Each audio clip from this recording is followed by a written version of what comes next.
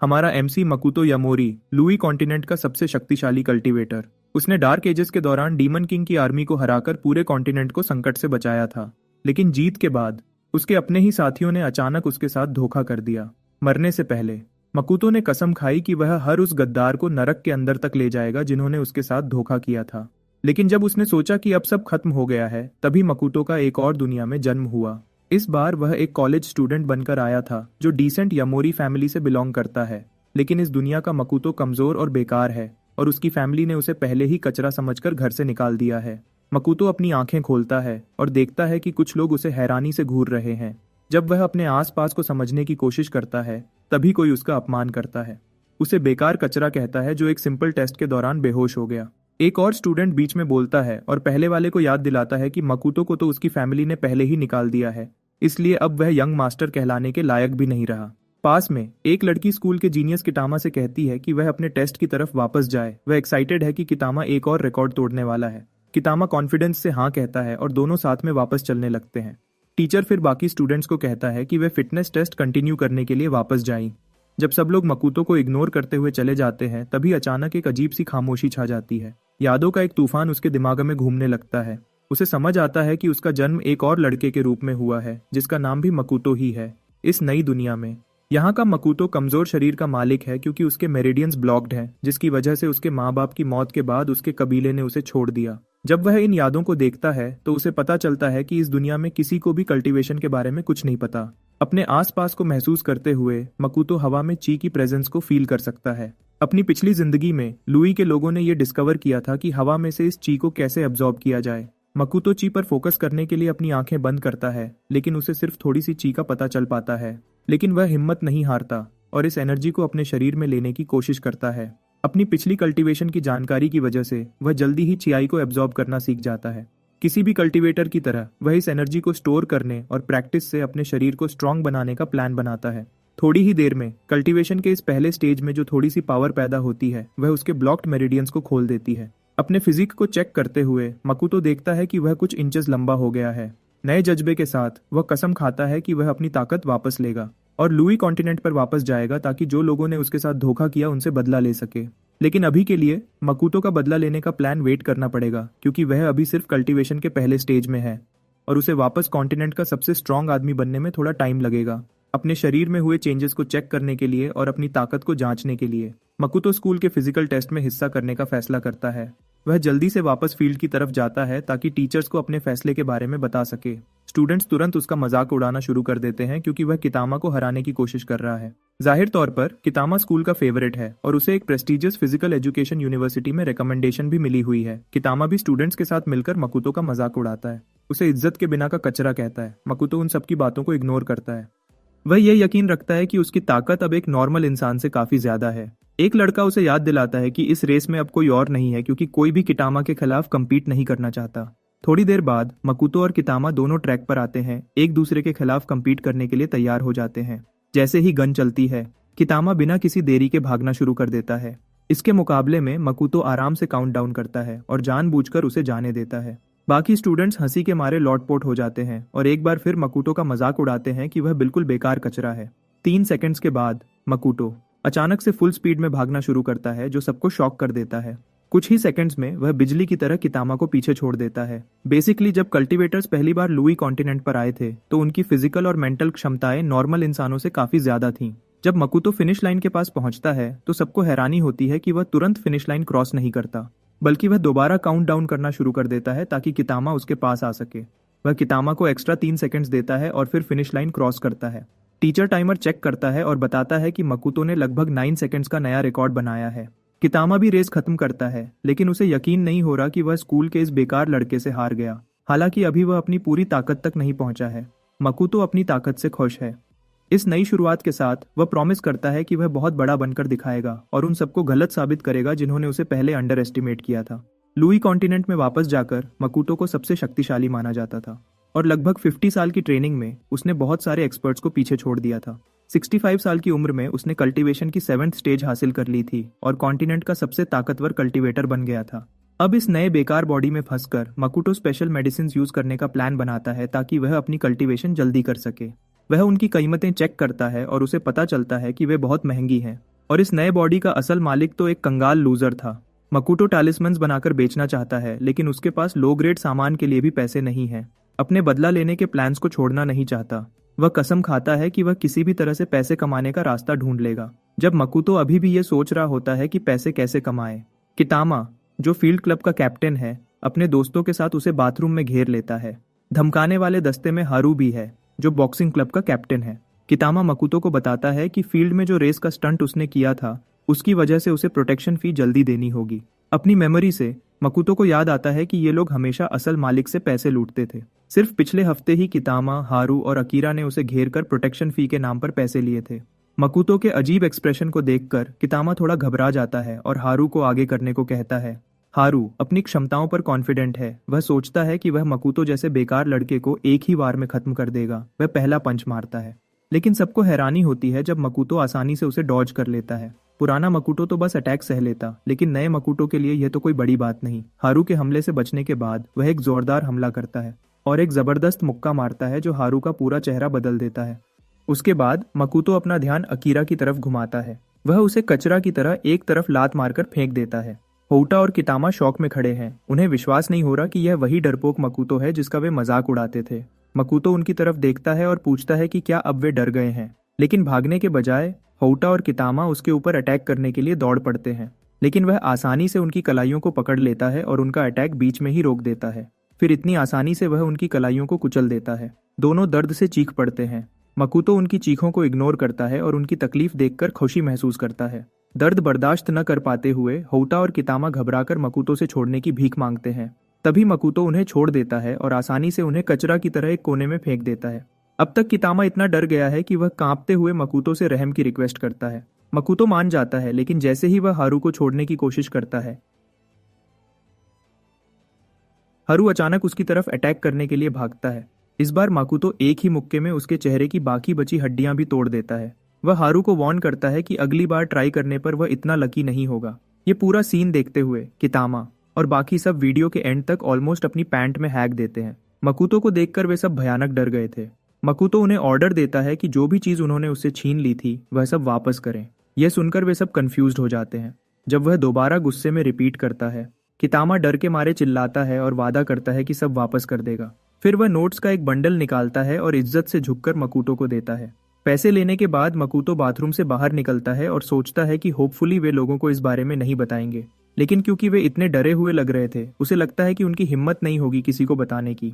बाहर जाते हुए मकुतो डिसाइड करता है कि वह जल्द ही स्कूल छोड़ने वाला है, क्योंकि अपना मकसद पूरा करने के लिए काम करते हुए स्कूल जाना उसके लिए मुश्किल है। पैसे गिनता है और खुश होता है कि ये काफी है टैलिस्मैन बनाने के लिए, लो ग्रेड सामान खरीदने के लिए, जिन्हें वह बेचकर अपने बदले के मकसद के लिए पैसे जमा कर सकता है। उसके बाद मकुतो अपने टैलिस्मैन के लिए सामान खरीदता है और उन्हें सही करने की तैयारी करता है।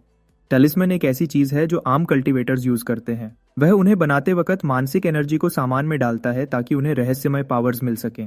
हालांकि वह सिर्फ फर्स्ट स्टेज का ची कल्टीवेटर है, मकुतो आसानी से उन्हें रिफाइन कर लेता है। वह काफी सारे लो ग्रेड टैलिस्मैन्स क्राफ्ट कर लेता है। उसका प्लान है उन्हें बेचना और फिर मेडिसिनल कल्टीवेशन के लिए एक अच्छी जगह ढूंढना। दुर्भाग्य से 3 हफ्तों के बाद भी मकुतो एक भी टैलिस्मैन नहीं बेच पाता।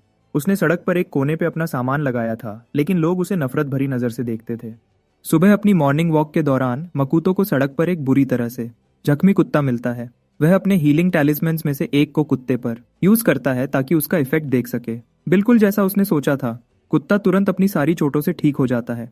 कुत्ता अपनी दुम हिलाता है और मकुतो को देखकर खुशी से भौंकने लगता है। लेकिन अचानक वह गुस्से में आ जाता है जब 2 लोग पास आते हैं जो आपस में लड़ रहे होते हैं। उनमें से एक शो है, वादा फैमिली का अकेला बेटा, और दूसरी एक लड़की है जिसका नाम शिजुरू है, जो शुगा फैमिली की बेटी है। लग रहा था कि दोनों एक कुत्ते को ढूंढ रहे थे और उस पर भस कर रहे थे। उन्होंने पहले इस कुत्ते को एक्सीडेंट में देखा था, लेकिन शो को कोई फर्क नहीं पड़ता था अगर वह मर भी जाए, जबकि शिजुरू चाहती थी कि वे कुत्ते को ढूंढकर हॉस्पिटल ले जाएं। थोड़ी देर बाद वह लड़ना बंद कर देती है जब वह मकुतो की बाहों में कुत्ते को बिल्कुल फिट और स्वस्थ देखती है। शिजुरू जल्दी से उनके पास दौड़ती है, हैरान होकर सोचती है कुत्ता इतना ठीक कैसे लग रहा है, जबकि कुछ देर पहले वह खून से लथपथ था। उसके बैग को देखकर मकुतो को समझ आ जाता है कि शायद वे किसी को देखने हॉस्पिटल जा रहे होंगे। वह इस परिस्थिति का फायदा उठाता है और शिजुरू को वह टैलिस्मैन दिखाता है जो उसने कुत्ते पर यूज किया था। मकुतो अपने सामान की एडवर्टाइजिंग करने की कोशिश करता है। लेकिन शो गुस्से में उसकी तरफ भौंकता है और उसे थक बुलाता है। शिजुरू शो की बकवास को इग्नोर करती है और मकुतो की तरफ मुड़ती है। पूछती है, क्या यह टैलिस्मैन किसी बीमार मरीज की मदद कर सकता है? जवाब में मकुतो एक टैलिस्मैन निकालता है जो रिपेयर और रीजनरेशन के लिए बना है। वह उसे भरोसा दिलाता है कि यह ऐसे मरीजों के लिए बहुत अच्छा काम करता है। शो को यह यकीन करना मुश्किल लग रहा है और वह शिजुरू को समझाने की कोशिश करता है कि वह इसे न खरीदे, लेकिन वह उसे फिर से इग्नोर कर देती है। मकुतो फिर टैलिस्मैन यूज करने का तरीका दिखाता है। समझाता है कि बस इसे मरीज के पास रखना है और यह अपना काम कर देगा। वह बताता है कि बड़े टैलिस्मैन्स की प्राइस 400,000 येन है, जबकि छोटे वाले 200,000 येन में मिलते हैं। सबको हैरान करते हुए शिजुरू सारे टैलिस्मैन्स के लिए 1 मिलियन येन देने की ऑफर करती है। गुस्से में आकर शो मकुतो पर झपटता है और डिमांड करता है कि वह वहां से चला जाए, लेकिन वह मार पाता उससे पहले मकुतो शो की कलाई पकड़ लेता है और उसे मोड़ देता है। वह उसे चेतावनी देता है, पीछे हट जाओ और बीच में ना आओ। शो कितनी भी कोशिश कर ले, वह मकुतो की पकड़ से निकल नहीं पाता। थोड़ी देर बाद मकुतो आराम से उसे एक तरफ फेंक देता है और शिजुरू के साथ अपनी डील पर वापस आ जाता है। जब डील फाइनल हो जाती है, वह हर एक टैलिस्मैन का यूज समझाता है। कहता है कि पीला वाला सुरक्षा के लिए है, जबकि लाल वाला आग के गोले वाला टैलिस्मैन है। जाने से पहले मकुतो कहता है कि वह उम्मीद करता है कि शिजुरू को कभी लाल और पीले टैलिस्मैन यूज करने की जरूरत न पड़े। शिजुरू खुशी से उसका शुक्रिया अदा करती है और उसका नाम पूछती है। जाते हुए मकुतो उसे अपना नाम बताता है और कुत्ता उसके साथ चलते हुए वहां से निकल जाता है। शो पिटाई से ठीक होने के बाद फिर से शिजुरू पर चिल्लाने लगता है कि वह एक बेवकूफ स्कैम का शिकार हो गई है। शिजुरू को मकुतो की बातों पर भरोसा है, लेकिन फिर भी वह एक छोटी सी उम्मीद रखती है कि शायद यह टैलिस्मैन उसकी माँ को होश में ला सके। इसी बीच में मकुतो वापस आता है और वह खुशी से फूला नहीं समाता, क्योंकि उसने अपने सारे टैलिस्मैन्स बेच दिए हैं। अब जो पैसा मिला है उससे वह अपने लिए रहने के लिए एक अच्छी जगह ढूंढ सकता है, लेकिन पहले वह कल्टीवेशन के लिए कुछ जड़ी बूटियां ढूंढना चाहता है। अचानक उसका ध्यान तब भटकता है जब कुत्ता एक घर की तरफ भौंकने लगता है। मकुतो ऊपर देखता है और उसे पता चलता है कि उस घर में रहने वाले लोग स्पिरिचुअल एनर्जी से पूरी तरह ढके हुए हैं। जब वह गार्डन को ध्यान से देखता है तो उसकी नजर सिल्वर पर पड़ती है, हार्ड ग्रास जो वहां उग रही होती है। इसी बीच में शो हॉस्पिटल में अपनी कलाई के घावों का इलाज करवा रहा होता है। जब नर्स उसके घाव का इलाज कर रही होती है, शो गुस्से में बड़बड़ा रहा होता है। वह कसम खाता है कि अगली बार वह मकुतो को खत्म कर देगा। उसी हॉस्पिटल में अपनी माँ के कमरे में शिजुरू को उसके बाप से डांट पड़ती है। केंजी, जो कोनकाई सिटी का काउंसिलमैन है, उसे डांटता है कि उसने फैमिली को शर्मिंदा कर दिया एक स्कैमर के चक्कर में पड़कर। उसकी चिल्लाने की आवाज सुनकर नर्सेस भी उस पर ताने मारने लगती हैं। वे शिजुरू का मजाक उड़ाती हैं कि उसने अपना पैसा बेकार में फेक टैलिस्मैन्स पर बर्बाद कर दिया। शिजुरू उन्हें इग्नोर करती है और अपने बाप से कहती है कि वह कुछ भी करने के लिए तैयार है, अपनी माँ को ठीक करने के लिए। यह सुनकर केंजी गुस्से से भड़ास निकालकर उसे पागल कहता है कि वह ऐसी फालतू चीज पर विश्वास करती है। केंजी का यह गुस्सा शिजुरू को और भी ज्यादा गुस्से में ला देता है। वह अपने बाप पर चिल्लाती है कि उसने कभी उसकी माँ को देखने तक नहीं आया। वह उसे ब्लेम करती है कि उसकी वजह से ही माँ को हॉस्पिटल लेट पहुंचाया गया, जिसके कारण वह कोमा में चली गई। केंजी उसकी बातों का कोई जवाब नहीं दे पाता। वह पूरी तरह से शॉक्ड हो जाता है। शिजुरू आगे कहती है कि जब उसकी माँ मर जाएगी तो बाप तुरंत दूसरी औरत के पास चला जाएगा। अब केंजी इतना गुस्से में आ जाता है कि वह उसे थप्पड़ मारने वाला होता है, लेकिन बीच में ही रुक जाता है। वह मुड़ता है और जाने लगता है और कहता है कि वह इस बात से बहुत निराश है कि शिजुरू इतनी बदतमीज बन गई है। जाने से पहले वह बताता है कि एक नर्स आएगी जो उसकी माँ का लाइफ सपोर्ट बंद कर देगी। शिजुरू इस फैसले के खिलाफ विरोध करती है और अपनी माँ का हाथ पकड़कर उस टैलिस्मैन को उसके हाथ में दबा देती है। अचानक टैलिस्मैन से एक चमकती हुई रोशनी फूट पड़ती है। इसे देखकर शिजुरू शॉक हो जाती है। उसकी माँ उसके बालों को सहलाती है और शिजुरू का नाम लेती है। यह सब केंजी की भी नजर में आ जाता है जब वह बाहर जाने ही वाला होता है। शिजुरू की माँ योको अपनी बेटी को देखती है और कहती है कि वह कितनी पतली हो गई है। केंजी तुरंत कमरे से बाहर भागता है ताकि डॉक्टर को बुला सके। बाहर जाकर वह खुशी से पूरी ताकत से चिल्लाता है और सबको बताता है कि उसकी बीवी होश में आ गई है। शॉक्ड डॉक्टर और नर्स तुरंत अंदर आते हैं और योको की कुछ टेस्ट्स करने लगते हैं। टेस्ट्स के बाद डॉक्टर उन्हें बताता है कि योको 2 साल से कम में अपनी नॉर्मल जिंदगी वापस शुरू कर सकती है। शिजुरू उन्हें टैलिस्मैन दिखाती है और समझाती है कि इसी ने उसकी माँ को ठीक किया है, लेकिन डॉक्टर उस पर बिल्कुल विश्वास नहीं करता। शो भी हंगामा देखने आ पहुंचा है और उसे यह सब बिल्कुल नामुमकिन लगता है। डॉक्टर नर्स को कहता है, अवार्ड विनिंग प्रोफेसर सुजुकी को बुलाओ और टेस्ट्स के लिए। अभी भी संदेह में शो को लगता है कि शायद वह मकुतो के बारे में पूरी तरह गलत था। कमरे में सब लोगों को इग्नोर करके शिजुरू और उसकी माँ खुशी से एक दूसरे को गले लगा लेती है। बचे हुए टैलिस्मैन्स को देखते हुए शिजुरू प्रॉमिस करती है कि अगर मकुतो से दोबारा मिली तो उसका एहसान जरूर चुकाएगी। इसी बीच में मकुतो उस स्पिरिचुअल एनर्जी से ढके घर में जा चुका है।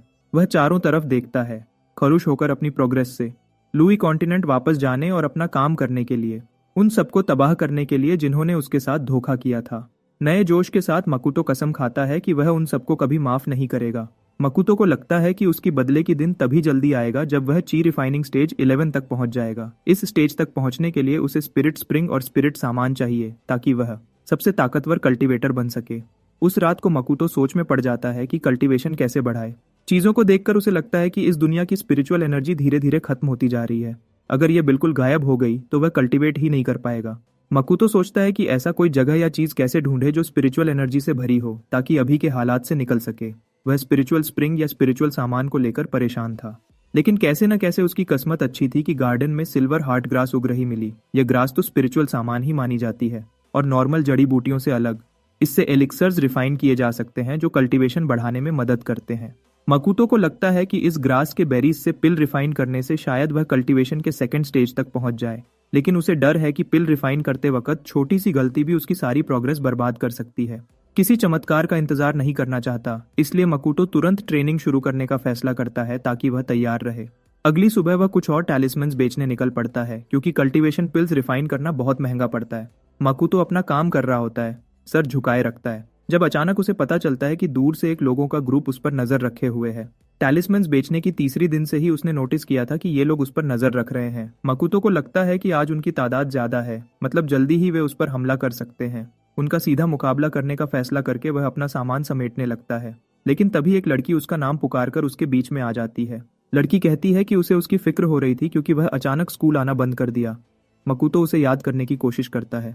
लड़की उसके सारे प्रॉब्लम्स के बारे में बकबक करती रहती है, बीच बीच में उसे गरीब लूजर भी बोल देती है। अपनी मेमोरीज को खंगालते हुए मकुतो को याद आता है कि यह लड़की मोचियामा है जो असली मालिक के लिए खड़ी हुई थी। वह उसे पैसे उधार देने की ऑफर करती है ताकि वह स्कूल वापस जा सके, लेकिन मकुतो उसे बिल्कुल इग्नोर करके निकल जाता है।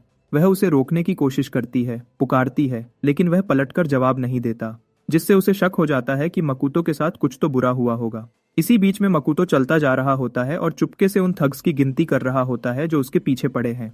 लगभग 10 के आसपास गिनती करने के बाद वो एक गली में घुस जाता है, पूरे कॉन्फिडेंस के साथ कि वो सबको एक साथ निपटा सकता है। उसे रास्ता बदलते देखकर गुंडे जल्दी से उसके पीछे दौड़ते हैं, हाथों में छुरियां पकड़े हुए। कुछ ही पलों बाद वो उसे एक सुनसान गली में पकड़ लेते हैं जहां आगे डेड एंड है। सोचते हुए कि अब वो फंस गया है, गुंडे आराम से कॉन्फिडेंट हो जाते हैं और कहते हैं कि अब भागने की कोई जगह नहीं बची। उनके मजाक में वो उन्हें ऑर्डर देता है कि सब एक साथ हमला कर दो, लेकिन कोई भी उसे सीरियसली नहीं लेता। मकुतो पूछता है कि दिनों से वो उस पर नजर क्यों रखे हुए हैं। वो उनसे ये निकलवाने की कोशिश करता है कि किसने भेजा है। गंजा आदमी सिर्फ इतना बताता है कि तूने किसी ताकतवर आदमी को गुस्सा दिला दिया है। दूसरा आदमी सवाल करता है कि अमाटानी फैमिली की लेडी को इस मकुतो में इंटरेस्ट क्यों हो गया। मकुतो को थोड़ा कंफ्यूजन होता है, लेकिन जल्दी ही उसे याद आता है कि सेत्सु, अमाटानी फैमिली की यंग लेडी, असल मालिक के साथ एंगेज्ड थी। लेकिन जब वो उनके ग्रुप से निकाल दिया गया, उसने उसे बुरी तरह से डंप कर दिया और सगाई कैंसिल कर दी। ये हर वक्त मकुतो को परेशान करती है कि एक टूटे सगाई के लिए वो उसे क्यों खत्म करना चाहते हैं। देखकर कि उनका कोई सीधा जवाब देने का इरादा नहीं, वो डिसाइड करता है कि उन्हें ज्यादा अच्छे तरीके से बोलवाएगा। पूरे सीन के बिल्कुल पीछे मोचियामा चुपके से सब देख रही होती है, सोचती हुई कि ये याकुजा के साथ कैसे उलझ गया, डरते हुए कि मकुतो इतना कमजोर है कि डरावने याकुजा से निपट नहीं पाएगा। वो पुलिस को कॉल करने का फैसला करती है मदद के लिए। बदकिस्मती से कोई उसे देख लेता है कॉल करने से पहले और जल्दी से उसे पकड़ लेता है जब वो छूटने की कोशिश कर रही होती है। इस हंगामे से बाकियों का ध्यान भटकता है और वो मुड़कर देखते हैं कि उनका बॉस मोचियामा को जैसे छोटे पप्पी की तरह बिना मेहनत के खींच रहा है। मकुतो भी हैरान हो जाता है क्योंकि उसे पता ही नहीं चला कि वो उसके पीछे आ रही थी। बॉस उसका मजाक उड़ाता है कि लड़कियों में कितना पॉपुलर है, सेत्सु के साथ धोखा करते हुए भी। मोचियामा अपनी सेफ्टी को इग्नोर करके मकुतो पर चिल्लाती है कि भाग जा। वो कहती है कि ये गुंडे उसका कुछ नहीं बिगाड़ सकते क्योंकि वो एक ताकतवर फैमिली से है। ये सुनकर बॉस को सिर्फ हंसी आती है उसकी बेवकूफ़ी पर। वो धमकी भरे अंदाज में कहता है कि इस सुनसान गली में उसे खत्म कर दे तो किसी को पता भी नहीं चलेगा। पहले उसे खत्म करने का फैसला करके वो छुरी निकालकर उसकी गर्दन पर वार करता है, लेकिन मकुतो बिल्कुल टाइम पर बीच में आकर एक ही मुक्के से उसकी कलाई तोड़ देता है, बिना उसे समझने का मौका दिए। वो बॉस का चेहरा पकड़ता है और बिना मेहनत के जमीन पर पटक देता है। सब पूरा सीन हैरानी से देख रहे होते हैं। मोचियामा भी सोचती है कि क्या ये वही मकुतो है जो उसे याद था, उन्हें डरते हुए देखकर। मकुतो उनसे सख्त लहजे में दोबारा पूछता है कि किसने भेजा है उस पर हमला करने। शहर के दूसरे हिस्से में ऑफिसर काय को इंटरकॉम पर अर्जेंट मैसेज मिलता है कि स्कार गैंग हरकत में आ गया है। उसे पता चलता है कि 30 से ज्यादा गैंग के लोग ईस्ट स्ट्रीट की एक गली की तरफ जा रहे हैं। कॉलर, जो सीन पर मौजूद ऑफिसर है, बताता है कि वो एक लड़के के पीछे पड़े हैं और एक लड़की को बंदी बना लिया है। बिना देर किए ऑफिसर काई अपनी गाड़ी में तेजी से निकल पड़ता है। कॉलर को कहता है कि रीइंफोर्समेंट्स मंगवाओ, लेकिन अभी पुलिस चीफ उनागा को मत बताना। वो कॉलर को चेतावनी देता है कि बैकअप का इंतजार करो, खुद रश मत करना। सीन पर मौजूद ऑफिसर काई को अपडेट देता है कि शायद रीइंफोर्समेंट्स की जरूरत नहीं पड़ेगी। वो समझाता है कि जिस लड़के को टारगेट किया जा रहा था उसने अकेला ही सारे गैंग मेंबर्स को हरा दिया है। इस बीच में मकुटो अभी भी बॉस से निपट रहा होता है, जो यकीन ही नहीं कर पा रहा कि ये वही यामोरी क्लैन का कमजोर लड़का है। मकुटो उससे पूछताछ करता है कि अमाटानी या यामोरी क्लैन ने भेजा है क्या। उसकी झिझक देखकर वो बॉस के खोपड़ी को जोर से दबाता है, धमकी देता है कि 3 सेकंड्स में जवाब दे। दर्द से बॉस बेकरार होकर माफी मांगता है, रोकने की मेहनत करता है। अचानक ऑफिसर काई सीन पर पहुंचकर मकुटो को रोकने के लिए कहता है। मकुटो हैरान हो जाता है उन्हें देखकर, सोचता है कि पुलिस को इतनी जल्दी कैसे पता चल गया। वो भागने के बारे में सोचता है, लेकिन डिसाइड करता है कि अपनी पूरी ताकत दिखाने की जरूरत नहीं। फिर वो बॉस को छोड़ देता है, जो राहत महसूस करता है कि फाइनली बचा लिया गया। मकुटो जानता है कि अभी उसकी ताकत से स्टेट की पावर के खिलाफ नहीं लड़ सकता। काई को भी राहत मिलती है कि सिचुएशन को कंट्रोल कर दिया, लेकिन उसे अभी भी यकीन नहीं हो रहा कि एक दुबला पतला लड़का अकेला 30 गैंग मेंबर्स को संभाल गया। फिर वो मोचियामा और मकुटो से अपना इंट्रोडक्शन देता है कि वो शहर का पुलिस सार्जेंट है, लेकिन मकुटो उसे इग्नोर करता है, जबकि मोचियामा खुशी से हेलो करती है। काई उन्हें अश्योर करता है कि उसका साथी रोकोहारा सब कुछ स्मूथली हैंडल कर लेगा। ये सुनकर मकुटो और अलर्ट हो जाता है, क्योंकि उसे एहसास होता है कि उन्होंने शुरू से सब देख लिया था। जैसे उसकी बेचैनी को महसूस करते हुए काई बताता है कि रोकुहारा सिर्फ पूछेगा, किसी और चीज में नहीं पड़ेगा। अचानक से पुलिस कमिश्नर उनुगा पहुंच जाता है, मकुटो को क्रिमिनल कहकर अरेस्ट कर देता है। वो बदमाशी से मुस्कुराकर अरेस्ट वारंट मकुटो के सामने हिलाता है। मोचियामा गुस्से से भरी हुई जोर देती है कि इन आदमियों ने पहले हमला किया था, लेकिन उनुगा जिद करता है कि उसने सिर्फ मकुटो को आदमियों पर हमला करते देखा। स्कार बॉस जीत की हंसी हंसता है जब दूसरा ऑफिसर उसे ले जाता है। काई गुस्से से भरकर उनुगा का मुकाबला करता है, याद दिलाता है कि आर्म्ड गैंग की असली पहचान क्या है। उनुगा उसकी बातों को इग्नोर करता है, उसे छोटा बताते हुए कि सेकंड ग्रेड पुलिस चीफ के खिलाफ जाने की कोशिश कर रहा है और नौकरी से निकालने की धमकी देता है। काया बिल्कुल घबराया नहीं, अपने बॉस को गालियां देते रहने लगता है, लेकिन रोकुहारा उसे पकड़कर रोकता है और कहता है, ठंडा हो जा। काया तब रुक जाता है जब मकुटो अचानक सरेंडर कर देता है। उसे एहसास होता है कि कोई मास्टरमाइंड पीछे से सारी साजिश रच रहा है। उनुगा मकुटो के सरेंडर पर जीत की हंसी हंसता है, लेकिन मकुटो का असली इरादा है इस छुपे हुए मास्टरमाइंड के बारे में इंफॉर्मेशन निकालना। वो चाहता है कि ये सिचुएशन उसकी कल्टीवेशन प्रोग्रेस को डिस्टर्ब होने से पहले ही खत्म कर दे। मकुटो उनुगा से पूछता है कि उसने यूनिवर्सिटी स्टूडेंट होने की बात कैसे जान ली। उनुगा एकदम से घबरा जाता है, समझ जाता है कि बोलते वक्त उसने गलती से कुछ स्लिप कर दिया। मकुटो उसे नौकर कहता है और ऑफर देता है कि असली मास्टरमाइंड को खत्म करने में मदद करे। उनुगा मासूमियत से बिहेव करता है, कहता है उसे किसी मास्टरमाइंड के बारे में कुछ पता नहीं। जब वो मुड़कर जाने लगता है, मकुटो एक बटन दिखा देता है। उनुगा शॉक हो जाता है, सोचता है कि ये बटन मकुटो ने कब निकाला। जब दूसरा ऑफिसर उसकी कलाई पर हथकड़ी लगाता है, मकुटो उनुगा को वार्न करता है कि अगली बार सिर्फ बटन नहीं, ज्यादा कुछ ले लेगा। उनुगा को यह बहुत अनुचित लगता है और कहता है, इस बात को याद रखूंगा। वापस प्रिजन सेल में एक ऑफिसर अंदर के एक कैदी का ध्यान खींचता है, बताता है कि टारगेट जल्दी ही आ रहा है। वो उस डरावने दिखाई देने वाले कैदी को बताता है कि तेरा काम है टारगेट को खत्म करना। कुछ ही पलों बाद मकुटो को उसी सेल में ले आया जाता है। 2 गार्ड्स के चेहरों के एक्सप्रेशंस देखकर उसे समझ आ जाता है कि वो उसे मारने का प्लान बना रहे हैं, लेकिन मकुटो बिल्कुल टेंशन में नहीं है। जल्दी ही उसकी नजर उस कैदी पर पड़ती है जिसे काम के लिए रखा गया था, जो चुपके से कोने से उसे घूर रहा होता है। एक पल के लिए मकुटो सोचता है कि क्या ये अजनबी भी इस साजिश का मास्टरमाइंड है। सोचने से पहले ही कैदी धीरे से खड़ा होता है और न्याय और किस्मत के बारे में बकबक करने लगता है। बकवास करने के साथ गुस्से में चिल्लाता है। वो अपना नाम फुनाकी बताता है और खुलकर कहता है कि उसे मकुटो को खत्म करने के पैसे मिले हैं।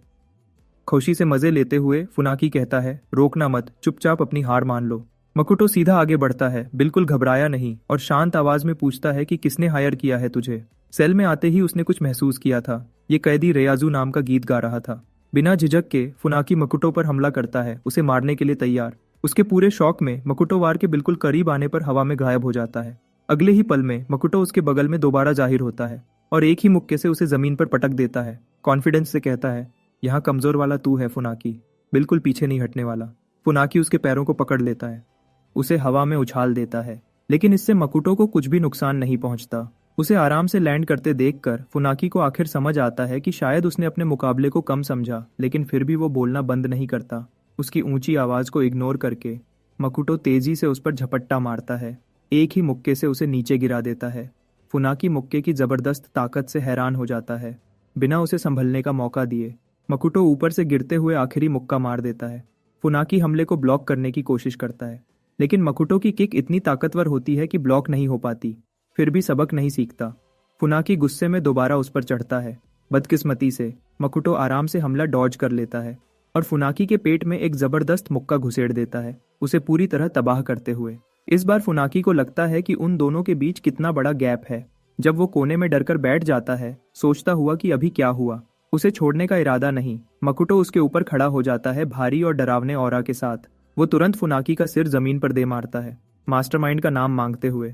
मकुटो ये भी पूछता है कि रायत्सु उसने कहाँ से हासिल किया। इस बीच में उनागा अपने ऑफिस में है, अभी भी मकुटो के साथ हुए बात से हिल गया है। वो फोन पर गुस्से से गरजता है, पूछता है कि किस तरह का जानवर उनके तरफ भेजा है। कॉलर हाशिमोटो नाम का उसे अश्योर करता है कि मकुटो तो सिर्फ यामोरी क्लान से छोड़ा हुआ कमजोर कचरा है। ये सुनकर उनागा को थोड़ी राहत मिलती है और उम्मीद करता है कि बिना ड्रामा के उसे खत्म कर देंगे। हाशिमोटो यकीन दिलाता है कि उसने ryuta से निकले गुंडे भेजे हैं उसे हैंडल करने।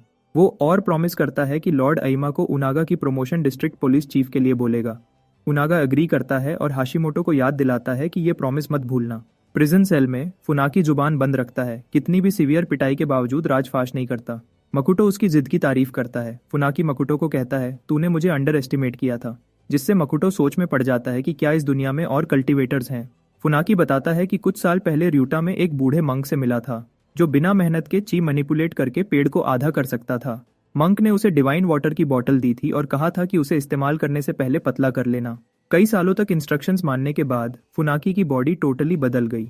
इस स्टोरी से मकुटो को समझ आता है कि फुनाकी जो डिवाइन वाटर कह रहा है वो शायद रेयात्सु या स्पिरिट वाटर ही है।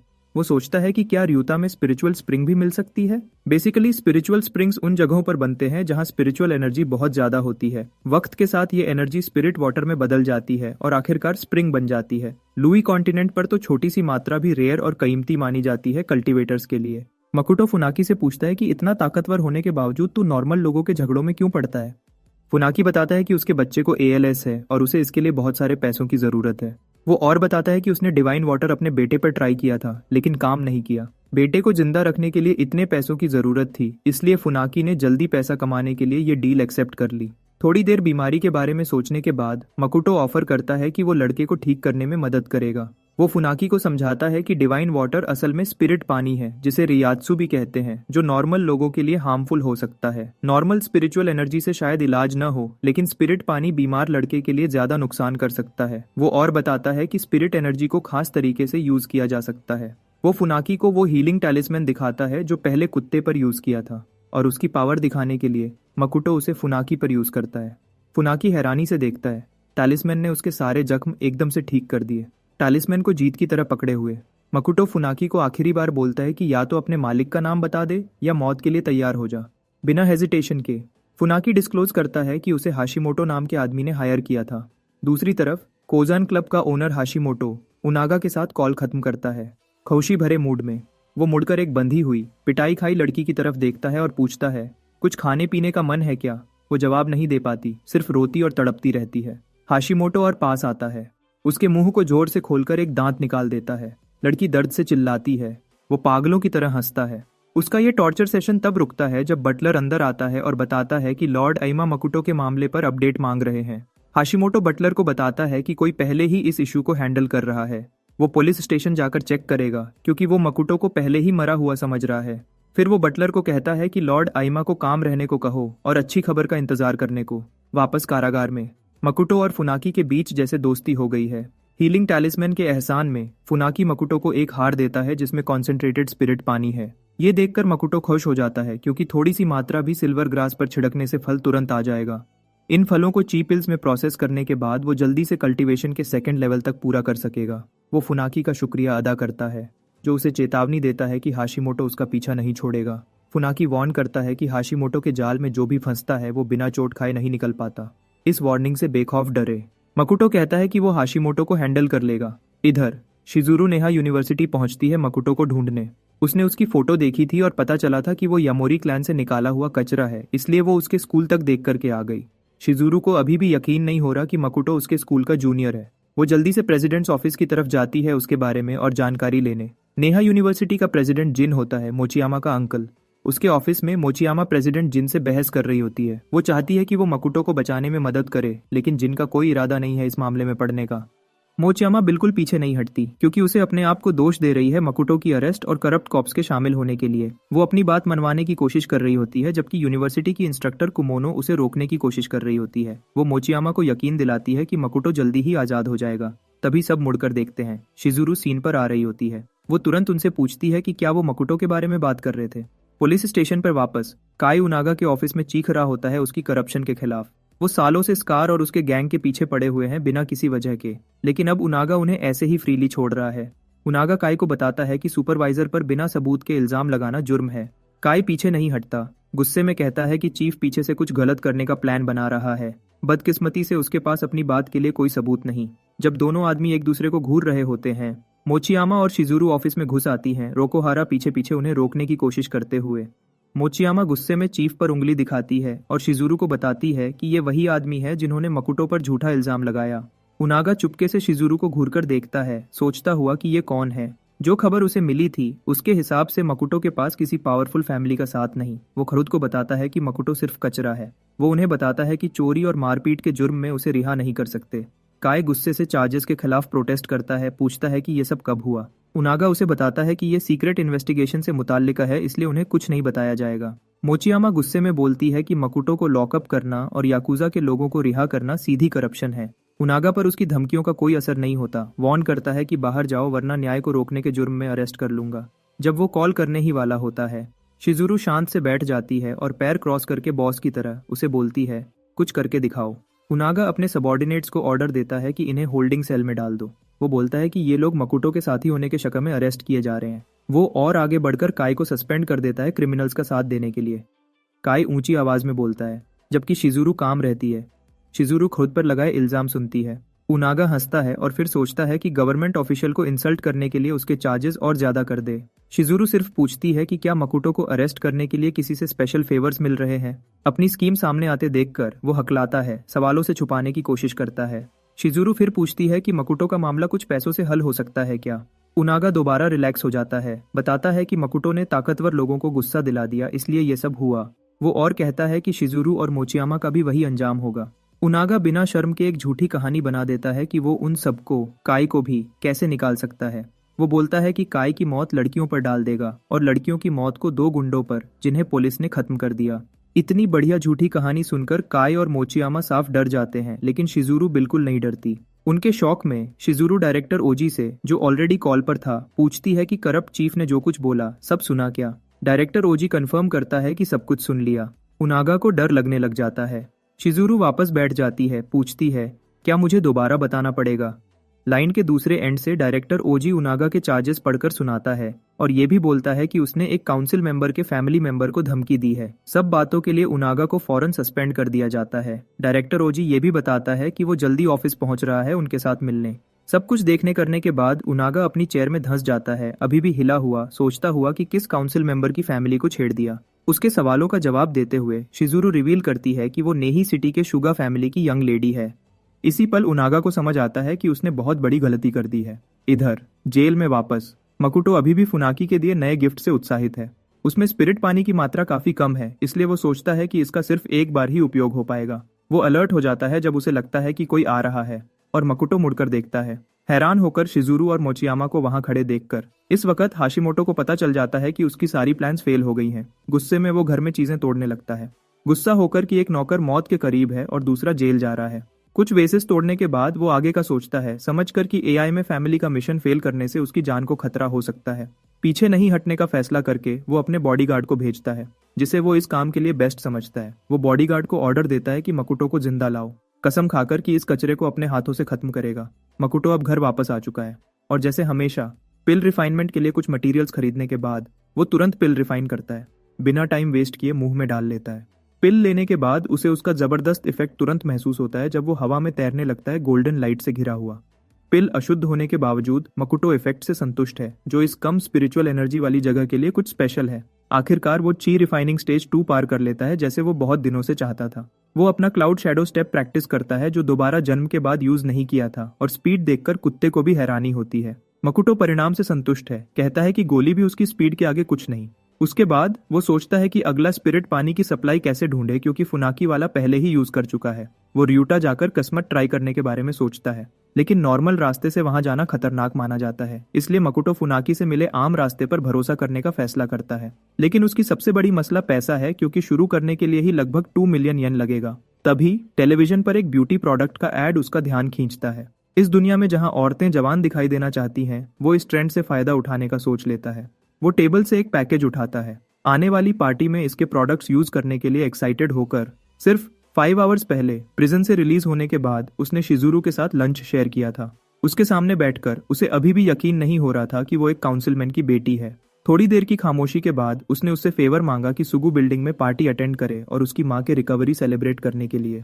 ये बिल्डिंग शहर का सबसे बड़ा कॉस्मेटिक्स मार्केट है और शिजुरू इसकी ओनर है। यही वो पार्टी है जिसके लिए मकुटो एक्साइटेड है। अगली शाम वो सुगाओ बिल्डिंग के टॉप फ्लोर पर कमाल की पार्टी में पहुंचता है। बॉक्स को पकड़े हुए अंदर जुयुआन पिल है, एक एलिक्सर जो उसने रिफाइन किया है। हालांकि अपने लेवल पर वह स्पिरिट पिल्स नहीं बना सकता, ऐसे एलिक्सर बनाना उसके लिए बिल्कुल आसान है। जुयुआन पिल लुई कॉन्टिनेंट पर फीमेल कल्टीवेटर्स में काफी पॉपुलर और सस्ता इलाज है। मकुतो का प्लान है पार्टी में कुछ अमीर औरतों को कुछ बेचकर 2 मिलियन येन कमाने का। भीड़ को देखते हुए वह शिजुरू और उसके फैमिली को स्पॉट करता है और अपने टारगेट कस्टमर्स को अट्रैक्ट करने की तैयारी करता है। शिजुरू अपनी आंट और अंकल एन्नो और शिरो होशिसु से डील कर रही है, जो उस पर जल्दी शादी करने का प्रेशर डाल रहे हैं। अभी सिर्फ 30s में है। वे उसे ओल्ड मेड कहते हैं और वॉर्न करते हैं कि वह फैमिली की पुरानी कुंवारी मसामी जैसे एंड अप न कर जाए। शिरो तो मसामी का इंसल्ट भी करता है, उसे वेस्ट ऑफ स्पेस कहता है। मसामी अपना डिफेंस करने की कोशिश करती है, लेकिन सही वर्ड्स नहीं मिलते, जो शिरो को और ज्यादा आक्रामक बना देता है। योको अब परेशान होकर शिरो को रुकने को कहती है, जबकि शिजुरू उसे याद दिलाती है कि मसामी ने उनकी दादी के गुजर जाने के बाद उसे और कईयों को पाला था। फिर भी न रुकते हुए शिरो योको से कहता है कि वह शिजुरू को जल्दी सेटल होने के लिए कन्विंस करे। योको, जो लंबी कोमा से अभी रिकवर कर रही है, खांसती है, जिसकी वजह से शिजुरू उसे चेक करती है। अजीब माहौल के बावजूद शिरो अग्रेसिव ही रहता है। शिजुरू के लिए एक फैमिली तक सजेस्ट करता है शादी के लिए। वह वॉर्न करता है कि अगर सेटल नहीं हुई तो वह बांझ बन जाएगी। मसामी अपनी ओपिनियन देना चाहती है, लेकिन शिरो उसे कट कर देता है और कहता है कि कोई कॉस्मेटिक प्रोडक्ट उसकी जवानी वापस नहीं ला सकता। उसी वक्त मकुतो मौका देखकर बोल पड़ता है। वह शिरो की आलोचना करता है कि वह शिजुरू का इंसल्ट कर रहा है, जो कॉस्मेटिक इंडस्ट्री की इंपॉर्टेंट चेहरा है। गुस्से में शिरो सिक्योरिटी को बुलाता है मकुतो को वेन्यू से निकालने के लिए, लेकिन शिजुरू सबको बताती है कि यही वह शख्स है जिसने योको को बचाया था। योको मकुतो का हाथ पकड़ती है, उसका शुक्रिया अदा करने के लिए कि उसने शिजुरू को टैलिस्मैन बेचा था। शिरो को मकुतो को देखकर ही घिन आती है और वह उसे स्कैमर कहता है। वह क्लेम करता है कि योको कोमा से सिर्फ मेडिकल साइंस की वजह से उठी थी। सारे ताने इग्नोर करते हुए मकुतो अपने आप को रिसर्चर और शिजुरू का बिजनेस पार्टनर के रूप में इंट्रोड्यूस करता है। शिजुरू को भी बिजनेस पार्टनर सुनकर हैरानी होती है। देखने वाले लोग नापसंदगी से भर जाते हैं, उसे कहते हैं कि जवानी रिस्टोर करने के डिस्कशन में उसका कोई हिस्सा नहीं है। मकुतो आत्मविश्वास से अपना बॉक्स दिखाता है और प्रॉमिस करता है कि उन्हें कुछ अच्छा दिखाएगा। वह मसामी को बॉक्स देता है, उसे इनवाइट करता है कि जुयुआन पिल खा ले। शिरू सबसे पहले डाउट करता है, शक करता है कि शायद ये जहर ही हो। मसामी उसे उदासी से देख रही है, सोच रही है कि क्या वह सच में पिल खा सकती है। शिजुरू उसे अश्योर करती है कि वह मकुतो पर ट्रस्ट कर सकती है और योको भी उसका सपोर्ट करती है। भीड़ फुसफुसाहट से भर जाती है कि दोबारा जवान करने वाली पिल का एग्जिस्ट करना इम्पॉसिबल है। उसे पुश देने के लिए मकुतो मसामी के कान में विस्पर करता है, पूछता है कि क्या वह अपनी वेस्टेड जवानी वापस नहीं चाहती, सोचते हुए कि कितने बेकार लोगों पर उसने अपनी पूरी जवानी गुजार दी थी और वे लोग इतने टाइम से उसे परेशान कर रहे हैं। मसामी पिल लेने का डिसाइड करती है। सबको शॉक करते हुए वह पिल उठाती है और पिल को मुंह में डाल लेती है। सब इंतजार में बैठे हैं दोबारा जवान होना देखने के लिए, लेकिन कुछ सेकंड्स गुजर जाने के बाद भी कुछ नहीं होता। शिरो जोर से हंसता है, माकुतो को फ्रॉड बोलकर उसका मजाक उड़ाता है। अचानक पिल का असर शुरू हो जाता है और सबके शौक में मसामी सच में जवान हो जाती है, बिल्कुल यंग लुक में वापस आ जाती है। कोई जल्दी से मिरर लाता है रिजल्ट्स दिखाने को और मसामी खुद अपनी नई लुक देखकर दंग रह जाती है। बस ऐसे ही मकुतो की पिल हेडलाइन बन जाती है और सारी पुरानी आंटीज तुरंत उसके आसपास घेर लेती हैं, एक एक मांगने। वह पिल की प्राइस 400,000 येन रखता है और बताता है कि अभी सिर्फ 10 ही अवेलेबल है। ये सुनते ही वहीं पर लाइव ऑक्शन शुरू हो जाता है। सब एक दूसरे से ज्यादा बिड लगाने की रेस में लग जाते हैं। शिरो भी जुयुआन पिल के लिए हाईएस्ट बिड लगाना चाहता है। वह एक्सक्लूसिव डिस्ट्रीब्यूशन राइट्स का डील पक्का करने का प्लान बनाता है, चाहे कितना भी पैसा लगे। एन्नो उसे रोकने की कोशिश करती है, लेकिन शिरो उस पर चिल्लाता है चुप रहने को। उसे लगता है कि मकुतो को थोड़ी देर ब्रेन वॉश कर देंगे और शिजुरू की शादी ओचो फैमिली में करवा देंगे। शिरो लिटरली उसे शादी के नाम पर बेचने का प्लान बना रहा है ताकि ओचो से बड़ा अमाउंट मिल जाए। उसी वक्त कोजन ग्रुप का एक मोटा आदमी मकुटो के पास आता है और जुयुआन पिल के एक्सक्लूसिव डिस्ट्रीब्यूशन राइट्स के लिए 4 मिलियन येन ऑफर करता है। एक दूसरी कंपनी का प्रतिनिधि तुरंत काउंटर करता है $20 मिलियन के बिड के साथ। शिरो फिर कॉन्फिडेंट होकर बीच में आता है और सबको शांत होने को कहता है। वह मकुटो से प्राइवेट बात करने की रिक्वेस्ट करता है और $30 मिलियन का ऑफर देता है प्रॉफिट शेयर के साथ। वह समझाता है कि उसे 70% प्रॉफिट मिलेगा और मकुटो को 30%। कहता है ये बढ़िया डील है क्योंकि होशिसु फैमिली का इन्फ्लुएंस काम आएगा। ये सुनकर शिजुरू उसके फैमिली को गार्बेज बिन कहती है जिसके पास कोई रिश्ता नहीं, जिससे शिरो गुस्से से भड़क जाता है। वह शिजुरू को याद दिलाता है कि वह उसकी माँ की तरफ से रिलेटेड है। शिजुरू उसे याद दिलाती है कि उसने वह राइट तब खो दिया जब उसने दादी के छोड़े कंपनी को गिरवी रखकर 100 मिलियन से ज्यादा हार गया। शिरो इल्जाम से मुकरने की कोशिश करता है लेकिन वह एविडेंस निकालती है और धमकी देती है कि सबके सामने पढ़ देगी। मसामी और योको जो इस बारे में अनजान थीं, यह सुनकर शॉक हो जाती है कि उसने उनकी माँ की कंपनी बर्बाद कर दी। शिरू अब कांप कर पूछता है कि शिजुरू को यह एविडेंस कैसे मिला। शिजुरू और बताती है कि शिरो पार्टी में सिर्फ योको से पैसा मांगने आया था, जैसे उसने दादी को खूब निचोड़ा था। उसके सारे स्कीम्स को साफ देखकर वह घोषित करती है कि एक भी पैसा नहीं देगी। उसने यह भी पता लगा लिया है कि उसके पास 30 मिलियन येन भी नहीं है। वह मकुटो को लूटने का प्लान बना रहा था। शिरो पूरा हारकर घुटनों पर बैठ जाता है, उससे मदद की भीख मांगता हुआ। वह बिना शर्म के योको से कहता है कि शिजुरू से भीख मांगने में मदद करे, लेकिन योको मना कर देती है, क्लियरली डिसअपॉइंटेड कहकर कि उसने उनकी माँ की लेगेसी बर्बाद कर दी। क्लासिक मामास बॉय की तरह वह मसामी की स्कर्ट पकड़ लेता है, भीख मांगता हुआ कि वह फैमिली में आखिरी मर्द है, उसकी मदद करो। इस बेकार जानवर से थककर मसामी उसे धक्का देती है और मदद करने से मना कर देती है। आखिर में शिरो वहीं औरतों के सामने खड़ा होता है जिन्हें वह हमेशा नीचे देखता था। शिजुरू उसे अल्टीमेटम देती है, या तो जेल जाओ या अपनी कंपनी को सिर्फ 1 येन में मुझे बेच दो। इससे वह पूरी तरह से टूट जाता है। पास खड़े लोग उसका मजाक उड़ाते हैं, कहते हैं कि ये उसकी किस्मत ही ऐसी है। फिर शिजुरू मकोटो की तरफ मुड़ती है और ऑफर करती है कि वह उसे एक ज्यादा अच्छे बिजनेस वाले से मिलवाएगी। वह समझाती है कि 40 मिलियन येन एक अच्छा सेटलमेंट है और उसे 80% प्रॉफिट अपने पास रखने की कोशिश करनी चाहिए। वह चेतावनी देती है कि इस पार्टी में सब फ्रॉड हैं, वे उसका फायदा उठाएंगे। हैरानी की बात है, मकोटो सब कुछ उसके हवाले कर देता है। उस शाम को वह उसे उसके अपार्टमेंट तक ड्रॉप करती है और कहती है कि कितना अच्छा घर है। मकोटो बताता है कि ये सिर्फ रेंट पर लिया हुआ है। वह राइड के लिए शुक्रिया कहता है और शिजुरू उसे यकीन दिलाती है, कहती है कि वह उसका दोस्त है। दोस्त सुनकर मकोटो हैरान हो जाता है जब वह दोबारा कहती है। अपना हाथ आगे बढ़ाती है दोस्ती पक्की करने के लिए। बातें करने के बाद वह चुपचाप अंदर चला जाता है। अभी भी सब सोच रहा होता है। वह चांद की तरफ देखता है, सोचता है कि शायद ये नई जिंदगी इतनी बुरी भी नहीं। घर में घुसते ही मकोटो को शौक लगता है जब वह देखता है कि उसका कुत्ता अपने ही खून के तालाब में पड़ा है। चाकू अभी भी वहीं लगा हुआ है, जैसे एक खतरनाक वार्निंग हो। और ये पूरा नजारा मकोटो को बहुत गुस्सा दिला देता है। कुछ पल पहले एक छायादार आदमी ने हाशिमोटो को फोन किया था बताने के लिए कि मकोटो एक लड़की के साथ घर पहुंचा है। हाशिमोटो को मजा चखाने के लिए वे लोग शिजुरू को पकड़ने का प्लान बना रहे हैं। हाशिमोटो फोन पर ही बात कर रहा था उस वार्निंग के बारे में जो उन्होंने घर में छोड़ा है। मकोटो जल्दी से अंदर दौड़ता है कुत्ते को चेक करने, और खुशी की बात, वह अभी भी सांस ले रहा था। उम्मीद करता है कि हीलिंग टैलिस्मैन काम करेगा। वह चाकू निकालता है और टैलिस्मैन कुत्ते पर रख देता है। इतने में एक आदमी ऊपर छाया में छुपा बैठा मकोटो को देख रहा होता है। अचानक वह नीचे की तरफ झपट्टा मारता है, पीछे से अटैक करने के लिए तैयार। उसके लिए शौक की हद होती है जब मकोटो अपने कुत्ते के साथ पल भर में गायब हो जाता है और पीछे प्रकट हो जाता है। एक लात उस आदमी को जमीन पर पटक देता है। जल्दी ही और गुंडे वहां पहुंच जाते हैं, सोच रहे होते हैं कि ये क्या हुआ। मकोटो धीरे से कुत्ते को एक तरफ धकेल देता है ताकि अकेला उनका मुकाबला कर सके। वह उनकी तरफ इतने गुस्से से देखता है और बिना सोचे वे उस पर हमला कर देते हैं। एक आदमी बाकियों को याद दिलाता है कि मालिक के ऑर्डर के मुताबिक मकोटो को जिंदा रखना है। जैसे ही वे देखते हैं कि मकोटो कितनी आसानी से एक बंदे को निपटा देता है, बाकी सब रुक जाते हैं जो देख रहे होते हैं डर के मारे। मकोटो के अति आत्मविश्वास स्टाइल को इग्नोर करते हुए एक और बेवकूफ तुरंत उस पर लपकता है। सिर्फ इतना ही कि उसका हाथ सॉसेज की तरह फटकर अलग हो जाता है और वह छोड़ने को तैयार नहीं। मकोटो उसकी गर्दन मोड़ देता है जैसे वह किसी खिलौने को नोच रहा हो। अब बाकी के गैंग वाले डर के मारे कांप रहे हैं। वे बड़ी गन्स निकाल लेते हैं और प्लान बनाते हैं कि उसके हाथ पैर मारकर रोक देंगे। लेकिन इन बेवकूफों को समझ नहीं आ रहा कि मकोटो बुलेट से भी तेज है। उनके प्यू प्यू से बिल्कुल नहीं डरते हुए वह फ्लैश की तरह तेजी से इधर उधर हो जाता है, गोली चुकाता हुआ। मकोटो कसम खाता है कि एक एक करके सबको निपटाएगा जब तक ये लोग रहम मांग न लें और बताएं किसने भेजा है। दूसरी जगह शिजुरू को पगला हाशिमोटो पकड़ लेता है, जो उसके साथ अपना घटिया शौक पूरा करना चाहता है। यह जानते हुए भी कि वह मशहूर काउंसिलमैन केंजी सुगा की बेटी है, हाशिमोटो उसके साथ खेलना चाहता है। वह एक बार फिर उसकी पहचान कंफर्म करता है, मजे लेते हुए। जैसे ही शिजुरू तड़पना शुरू करती है, उसका फोन बज उठता है। हाशिमोटो उठाता है, मकोटो के बारे में अपडेट मांगता है। हैरानी होती है जब फोन पर मकोटो की आवाज आती है, बताते हुए कि उसके सारे बंदे खत्म हो चुके हैं। मौका देखकर हाशिमोटो शिजुरू को पकड़ने की बात करता है, जो मकोटो को और ज्यादा गुस्सा दिला देता है। मकोटो चेतावनी देता है कि उसे छोड़ दे, वरना बुरा अंजाम होगा, लेकिन पगला सिर्फ उसका मजाक उड़ाता है। हाशिमोटो खुशी से मकोटो को 40 मिनट्स देता है पहुंचने के लिए। धमकी देता है कि अगर नहीं आया तो शिजुरू को सुशी की तरह सर्व करते हुए लाइव स्ट्रीम कर देगा। लोकेशन ढूंढने को कहकर हाशिमोटो फोन काट देता है।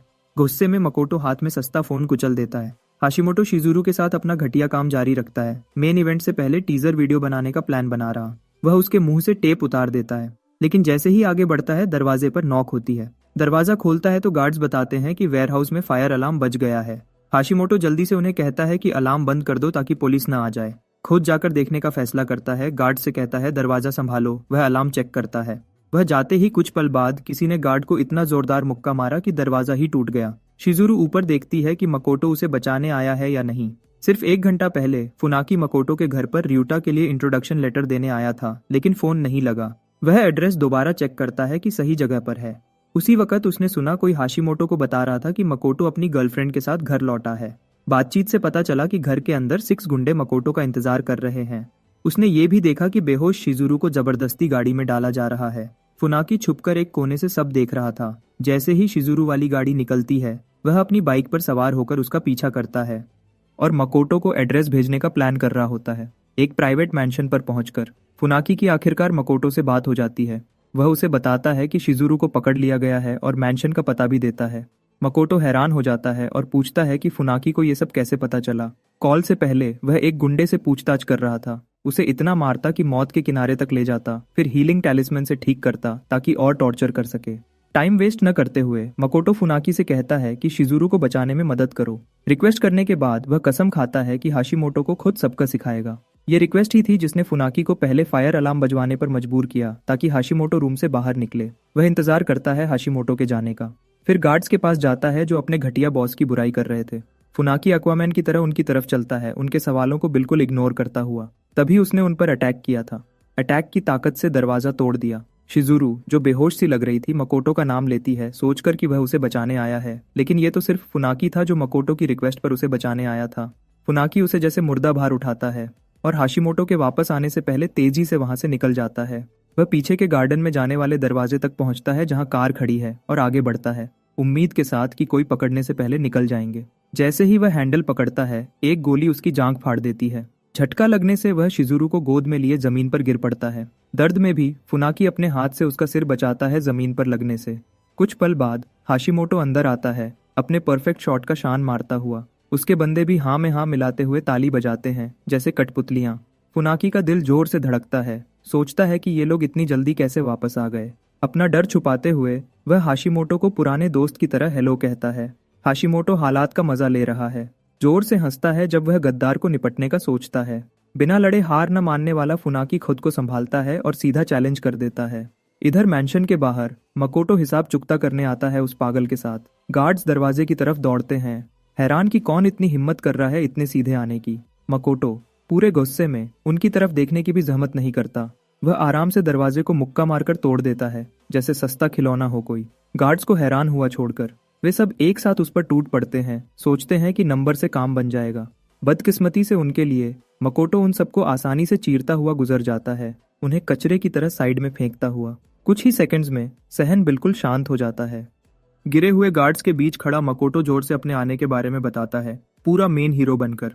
मैंशन के अंदर फुनाकी का हाल इतना ठीक नहीं। काफी बंदे तो उसने गिरा दिए, लेकिन लगता है अब उसकी लिमिट आ गई है। अभी के अभी वह दिल ही दिल में सोच रहा है कि मकोटो की रिक्वेस्ट ठुकरा देता संकट से बचाने की। हाशिमोटो अभी भी खुद को दुनिया का बादशाह समझ रहा है। दावा करता है कि फुनाकी को सुशी बनाकर मकोटो को भेज देगा। अचानक उसका मूड खराब हो जाता है बड़े दरवाजे पर जोरदार मुक्का पड़ने से। मकोटो अंदर आता है, बोलता है कि हाशिमोटो को सबका सिखाने के लिए आया है। फुनाकी अब खुशी से 7वें आसमान पर है। मकोटो उसे हीलिंग टैलिस्मैन देता है ताकि वह फिर से ताकत पा सके। हाशिमोटो अपने आदमियों को ऑर्डर देता है कि मकोटो को तुरंत खत्म कर दो। मकोटो पीछे रुककर उनका मुकाबला करता है। फुनाकी शिजुरू को गोद में उठाता है और मिशन पूरा करने निकल जाता है। क्लाउड शैडो स्टेप यूज करके मकोटो बरसते गोलियों के बीच आसानी से निकल जाता है, एक एक करके बंदे निपटाता हुआ। इधर हाशिमोटो डर के मारे देख रहा है सोच रहा है ये फ्लैश की तरह कब आया। समझ में आ जाता है कि शायद उसने मकोटो को कम आंका था। वह चुपके से वहां से खिसकने की कोशिश करता है, जैसे बिल्कुल बेकार डरपोक। आखिरकार हंगामे से बच निकलता है। हाशिमोटो डर के मारे चूहे की तरह भागता है। सोचता है कि लोग मकोटो जैसे ड्रैगन को कमजोर कचरा क्यों कहते थे। जल्दी से एक दरवाजे तक पहुंचता है और पासवर्ड डालने की कोशिश करता है, लेकिन डर के मारे हाथ कांप रहे हैं। अचानक कुछ बंदे की लाशें रूम में उड़कर आती हैं, मकोटो के आने का इशारा करते हुए। पहली बार इतनी बड़ी मारपीट देखने के बाद हाशिमोटो सच में डरा हुआ लग रहा है। हकलाते हुए मकोटो से कहता है, आराम से, काम डाउन। अपने उस्ताद का नाम लेकर धमकाने की कोशिश करता है, लेकिन कोई असर नहीं। हाशिमोटो अपने बंदों से अलग पूरा डरपोक है। बस मकोटो को देखकर ही लॉर्ड आइमा का नाम उगल देता है कि वह उसकी बॉस है। मकोटो को ये लॉर्ड आइमा कौन है कुछ पता नहीं, इसलिए वह गुस्से से देखता है, बोलने को कहता है। हाशिमोटो बताता है कि लॉर्ड आइमा आइमा फैमिली का वारिस है। कह रहा है कि ये आइमा मकोटो को टारगेट कर रहा है एक अफवाह की वजह से कि मकोटो ने सेत्सु के साथ खेला है, और बताता है कि लॉर्ड आइमा अमातानी फैमिली की लड़की से राजनीतिक शादी करना चाहता है, इसलिए मकोटो को पूरी तरह खत्म करना चाहते हैं ताकि फ्यूचर में परेशानी ना हो। अपनी मेमोरी चेक करता है। मकोटो को असल मालिक की कोई याद नहीं कि वह अपनी फियांसे से चुपके मिला था। लगता है कोई उसे जानबूझकर फंसा रहा है। सब बताकर हाशिमोटो मकोटो को धमकाता है कि उसे छोड़ दे, वरना लॉर्ड आइमा जैसे ताकतवर आदमी से पंगा लेने का अंजाम भुगतेगा। ये सुनकर मकोटो सोचता है कि ये लॉर्ड आइमा भी शायद कल्टीवेटर ही होगा। इधर हाशिमोटो टूटे आशिक की तरह बकबक करता है, प्रॉमिस करता है कि छोड़ दे तो मदद करेगा। बदकिस्मती से मकोटो अपने वादे से कभी नहीं मुड़ता, इसलिए तुरंत उसके मुंह पर इतना जोरदार मुक्का मारता है कि उसकी ताकत से बंद दरवाजा ही टूट जाता है। रूम के अंदर उसे पागल के बंधी हुई कुछ लड़कियां मिलती हैं। मकोटो तुरंत उनकी जंजीरें तोड़ देता है और अपना चाकू जमीन पर गिरा देता है। जाने से पहले वह लड़कियों को कहता है कि हाशिमोटो के साथ जो मर्जी करना है कर लो। जैसे ही लड़कियां उसे घेर लेती हैं, हाशिमोटो पैसे देने की ऑफर करता है अगर वे उसे छोड़ दें, लेकिन इन लड़कियों को पैसों की कोई जरूरत नहीं। वे उसके घटिया कामों की वजह से नरक से गुजर चुकी है। खुशी और दर्द मिले आंसुओं के साथ वे उसे उसी नरक में भेजकर मजे लेती हैं जो उसने बनाया था। इतने में मकोटो बाहर फुनाकी के पास जाता है। वह शिजुरू पर हीलिंग टैलिस्मैन लगाता है, फिर फुनाकी को कहता है कि पुलिस आने से पहले निकल जाओ। उसने मैंशन आने से पहले ही पुलिस को कॉल किया था। वह प्लान बनाता है कि शिजुरू को पुलिस के हवाले कर सेफ करके घर वापस जाएगा। फुनाकी उससे पूछता है कि आगे क्या प्लान है, और मकोटो बताता है कि आइमा और बाकी सबको चेक करेगा जो उसे टारगेट कर रहे हैं। वह बीच में रुक जाता है, सोचता है कि अगर और खोजेगा तो शायद ज्यादा लोग मिल जाएं इस पूरी घटना में। हाशिमोटो के पूरे ड्रामा के बाद मकोटो वापस अपने बोरिंग दिनों में आ जाता है, लेकिन मास्टरमाइंड का सोचकर अभी भी परेशान है। कुछ पुशअप्स करते हुए वह ठान लेता है कि अपराधी को जल्दी ढूंढकर कुचल देगा। जल्दी ही दरवाजे पर नॉक से उसकी ट्रेनिंग रुक जाती है, और मकोटो दरवाजा खोलता है तो शिजुरू का मैसेंजर मिलता है। वह मकोटो को आमंत्रण देती है, साथ में मैसेज कि वह जैसे ही रेडी हो वह निकल जाएगी। मकोटो आमंत्रण कार्ड को हैरानी से देखता है, सोचता है इस मैसेज का मतलब क्या है। आदमी के जाने के बाद वह शिजुरू को कॉल करता है पूछने के लिए कि क्यों भेजा। वह बताती है कि आमंत्रण होशिसु फैमिली की तरफ से है। मकोटो अब कंफ्यूज्ड हो जाता है, पूछता है कि उनकी पार्टी में जाने की क्या जरूरत। शिजुरू बताती है कि होशिसु फैमिली शहर के सबसे बड़े फार्मास्यूटिकल ग्रुप को कंट्रोल करती है, इसलिए ब्यूटी पिल्स बेचने के लिए उनके करीब आना पड़ेगा। वह ये भी बताती है कि उसकी एक्स फियांसे सेत्सु भी पार्टी में आएगी। ये नई बात मकोटो की इंटरेस्ट को बहुत बढ़ा देती है। पार्टी के दिन मकोटो काफी स्मार्ट लगते हुए पहुंचता है। शिजुरू चुपके से उसका प्रवेश कराना दिखती है। एसी ग्रुप के जनरल मैनेजर और तारो केंगो ग्रुप के बोर्ड चेयरमैन। बताती है कि ये शहर के बिजनेस के बड़े आदमी हैं। बिजनेस की एबीसी भी न जानने वाला मकोटो सोचता है कि क्या ये लोग भी होशिसु फैमिली से करीब आने की कोशिश कर रहे हैं। शिजुरू को उसकी बात फनी लगती है, सोचती है कि ताकतवर फैमिली से होने के बावजूद इसे शहर के मशहूर ताकतवर आदमियों का भी नहीं पता। वह बताती है कि यहाँ ज्यादातर लोग अमतानी फैमिली के किसी रिलेटिव से भी रिश्ता बनाने को बेकरार हैं। शिजुरू के मुताबिक सब अमतानी फैमिली की यंग लेडी के आने का इंतजार कर रहे हैं। तभी होशिसु फैमिली की हेड नाना आती है, साथ में वह इंतजार की जा रही सेत्सु। मकोटो उस मशहूर एक्स फियांसे के आसपास स्पिरिचुअल एनर्जी महसूस कर सकता है। वह चुपके से उसे देख रहा है, सोच रहा है कि क्या ये भी कल्टीवेटर है। दिमाग में बहुत सारे ख्याल दौड़ने लगते हैं। सोचता है कि इस दुनिया में कोई खास कल्टीवेशन मेथड है जो अभी तक नहीं मिला। वो देखता है कि सेत्सु की स्पिरिचुअल एनर्जी खुल्लम खुल्ला दिखाई दे रही है। वह छुपाने की कोशिश भी नहीं कर रही, क्योंकि शायद वह आइमा को जानती हो। वह प्लान बनाता है कि बाद में उससे पूछेगा। फिर वह चुपचाप शिजुरू के पास खड़ा हो जाता है जब वह खुशी से नाना को हेलो कहती है। होशिसु फैमिली की हेड नाना उसकी मम्मी की सेहत के बारे में पूछती है। खुशी जाहिर करती है कि योको की तबीयत अब ठीक हो रही है। शिजुरू थैंक्स कहती है, बताती है कि मम्मी धीरे धीरे पुरानी वाली हो रही है। फिर वह नाना को जुयन पिल गिफ्ट करती है योको की तरफ से। शिजुरू समझाती है कि यह कंपनी का नया जवान करने वाला प्रोडक्ट है। नाना जिसे पिल के बारे में पता था, एक्साइटेड होकर नाम चिल्लाती है। पास खड़े गेस्ट्स हैरानी से बातें करने लगते हैं, पिल की बहुत ज्यादा कीमत पर डिस्कस करते हुए। सेत्सु तुरंत बॉक्स की तरफ क्यूरियस नजरें डालती है। नाना पिल को देखती है, हाई लेवल स्पिरिट पिल कहकर तारीफ करती है। पिल बनाने वाले की वाह वाह करती है और देखकर नोट करती है कि इसमें कोई सील्स नहीं, इसलिए शिजुरू से पूछती है कि बनाने वाला कौन है। शिजुरू तुरंत मकोटो को इंट्रोड्यूस करती है पिल रिफाइनर और अपने बिजनेस पार्टनर के रूप में। मकोटो का परिचय देने पर नाना और सेत्सु दोनों हैरान हो जाती हैं। नाना खुशी से बताती है कि वह उसे बचपन में गोद में उठाती थी, उसके स्किल्स की तारीफ करती है और यामोरी क्लैन को गाली देती है कि इतना टैलेंटेड लड़के को छोड़ दिया। सेत्सु तुरंत अपनी आंट को रोकती है बात करने से, सख्त लहजे में समझाती है कि ऐसी स्किल शरीफ फैमिली के लिए बेकार है, सिर्फ कल्टीवेशन लेवल के काम की है। सेत्सु और आगे बढ़ती है, कहती है कि अगर मकोटो में कोई अच्छी कल्टीवेशन होती तो अमतानी फैमिली में जगह मिल जाती। ये सब सुनकर मकोटो को फाइनली समझ आता है कि इस दुनिया के शरीफ फैमिलीज ने कल्टीवेशन का पता कर लिया है, फिर भी लुई कॉन्टिनेंट के मुकाबले ये कचरा है। सेत्सु के बकबक खत्म होने के बाद मकोटो को बेकार कहकर छेड़ते हुए नाना अभी भी कन्विंस नहीं। वह मानती है कि मकोटो ने जुयन पिल्स बनाकर यादगार काम किया है, फिर उससे पूछती है कि पिल रिफाइनमेंट किस मास्टर ने सिखाया। मकोटो एक पल सोचता है और उसका दिमाग पिछली जिंदगी के किसी इंसान पर चला जाता है। कोई और ऑप्शन न होने से वह जवाब देता है कि कोई मास्टर नहीं। मकोटो बताता है कि पिल रिफाइनमेंट सिर्फ हॉबी के तौर पर शुरू किया, जब वह कुछ इंपॉर्टेंट पूछने वाला होता है। कोई जुबान लड़ाने वाला मोर की तरह घूमता हुआ अंदर आता है, नाना को हैप्पी बर्थडे विश करता है। सब मेहमान उसे अजीब नजरों से देखते हैं। कोई बताता है कि ये बंदा जो अम्मा है, अम्मा फैमिली का वारिस। मकोटो को डर सा लगता है जब वह अपने मशहूर दुश्मन से सामने आता है। खुद को बड़ा राइचस समझते हुए लॉर्ड आइमा नाना से हेलो करता है। उसकी नजर जल्दी शिजुरू पर पड़ती है और नाना उसे शिजुरू से मिलाती है। साइड से देखकर मकोटो लॉर्ड आइमा की लालची आंखें नोटिस करता है, बिल्कुल शिजुरू को घूर रहा है। लॉर्ड आइमा शिजुरू से मिलता है और एक जेंटलमैन बनकर हाथ आगे बढ़ाता है हैंडशेक के लिए। पूरे सीन से परेशान मकोटो जल्दी उसका हाथ पकड़ लेता है, कहता है कि ताकतवर फैमिली के मशहूर वारिस के बारे में बहुत सुना है। लॉर्ड आइमा पूछता है कि ये कौन है। अपने नाटक से हैरान होकर मकोटो सोचता है कि लॉर्ड आइमा कितनी देर तक यह नाटक कर सकता है कि वह उसे नहीं जानता। उसकी जांच के मुताबिक आइमा एक कल्टीवेटर है और मकोटो उस थ्योरी को टेस्ट करना चाहता है अपनी स्पिरिचुअल एनर्जी यूज करके, उस पर कल्टीवेशन के किसी निशान को ढूंढने के लिए। बेसिकली कल्टीवेटर्स इस एनर्जी को दबा सकते हैं ताकि अपनी ताकत छुपा सकें। सिर्फ एक मौका है जब वह स्पिरिचुअल एनर्जी स्टोर नहीं कर पाते तो वेव्स कभी नहीं निकलती। अपनी स्पिरिचुअल एनर्जी का इस्तेमाल करके मकोटो प्लान बनाता है उसे आइमा के दायरे में डालने का, ताकि कंफर्म कर सके कि वह सच में कल्टीवेटर है या नहीं।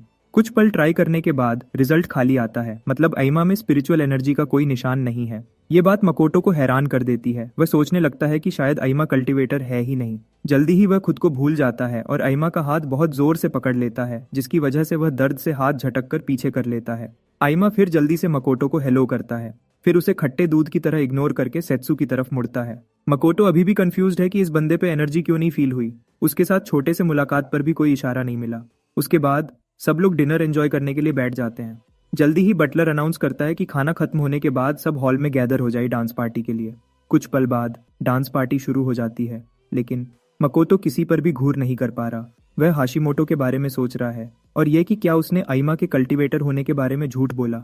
इधर शिजुरू हॉल में मकोटो को ढूंढ रही है और न जाने कितने डांस के आमंत्रण ठुकराने के बाद कोई उस आदमी को धीरे से बोलता है जिसे उसने आखिरी बार मना किया कि खास शुगा फैमिली की बेटी कभी किसी आम बंदे के साथ डांस नहीं करेगी।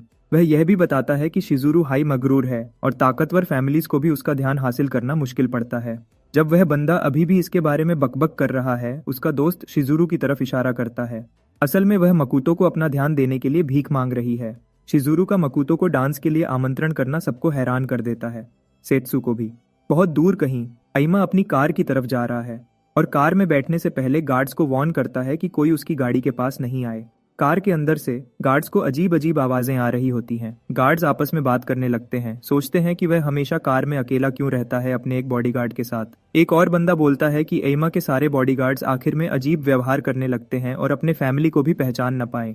उनकी बात से पता चलता है कि लॉर्ड आइमा हर कुछ दिनों में बॉडीगार्ड्स चेंज करता है जैसे टिश्यू पेपर, और हर पुराना बॉडीगार्ड बिल्कुल अलग इंसान की तरह व्यवहार करता है।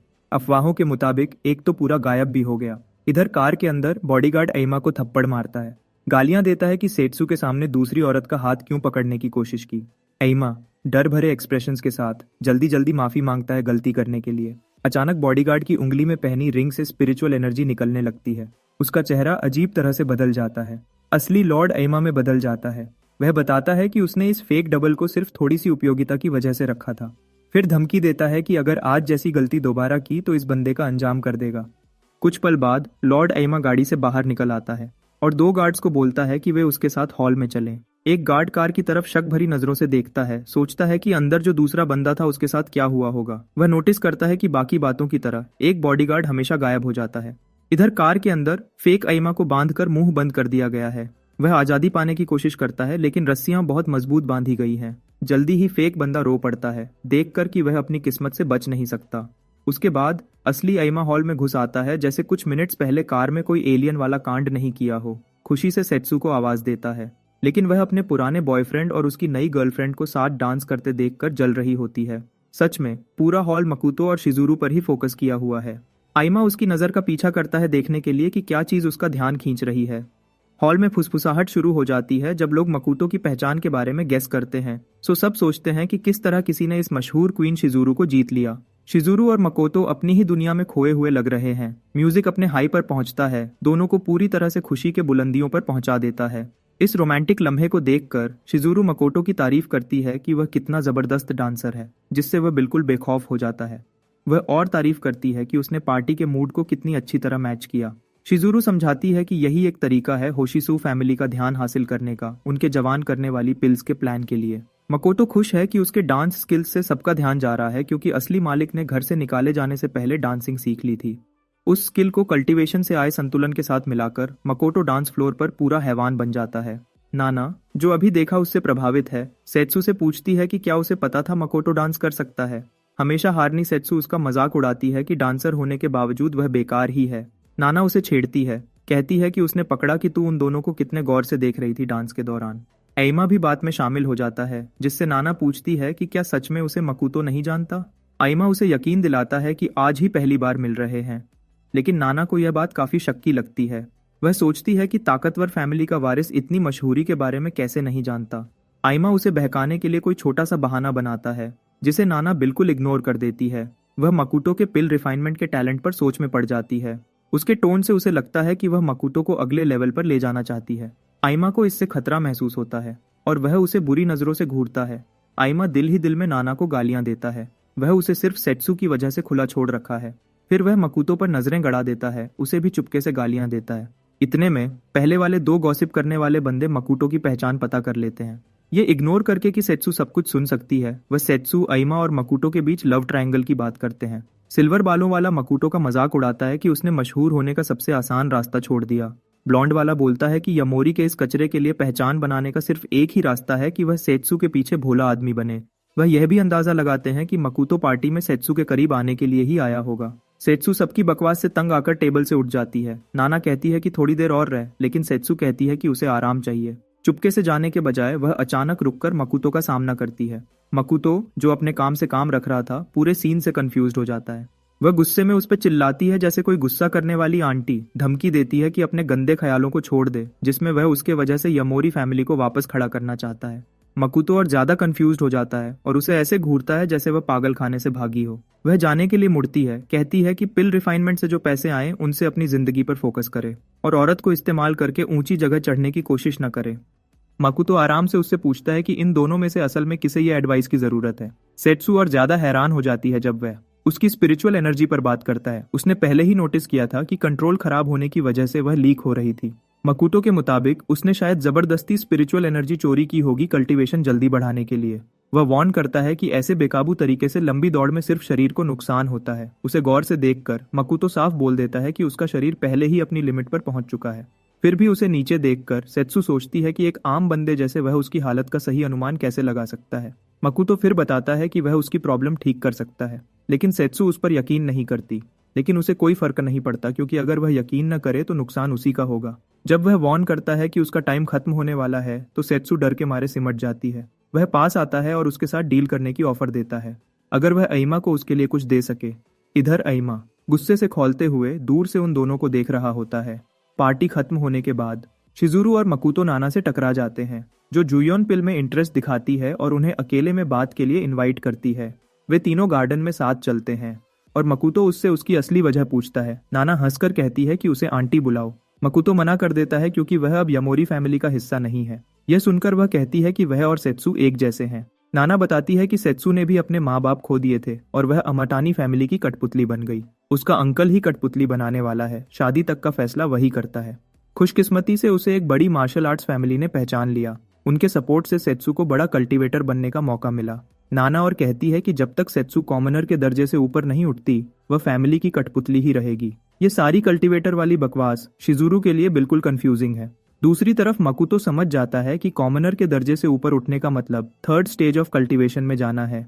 कल्टीवेटर की दुनिया में सेकंड और थर्ड स्टेज के बीच बहुत बड़ा गैप होता है, मतलब थर्ड स्टेज में जाना बहुत मुश्किल है। मकुतो सोचता है कि इसलिए ही सेत्सु ने कल्टीवेशन जल्दी बढ़ाने के लिए इतने खतरनाक तरीके अपनाए होंगे।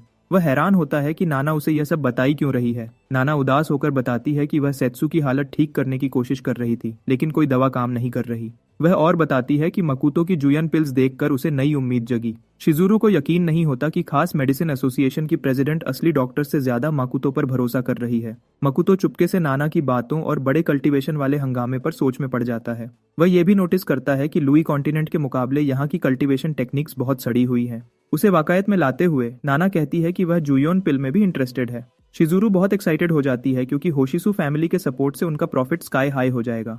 नाना उसके साथ मजाक करती है, कहती है कि उसे तो सिर्फ पैसे पसंद है। थोड़ी देर मजाक करने के बाद वह दोनों से रिक्वेस्ट करती है कि सेत्सु की मदद करें। वह माकुतो को बताती है कि एंगेजमेंट टूटने के बाद सेत्सु ने बगावत करने की कोशिश की थी। माकुतो यह खबर सुनकर दंग रह जाता है। तभी आइमा पहुंच जाता है नाना को सलाम करने और जाने से पहले। वह मकुतो की तरफ हाथ बढ़ाता है हैंडशेक के लिए, उम्मीद करता है कि कभी फिर मिलेंगे।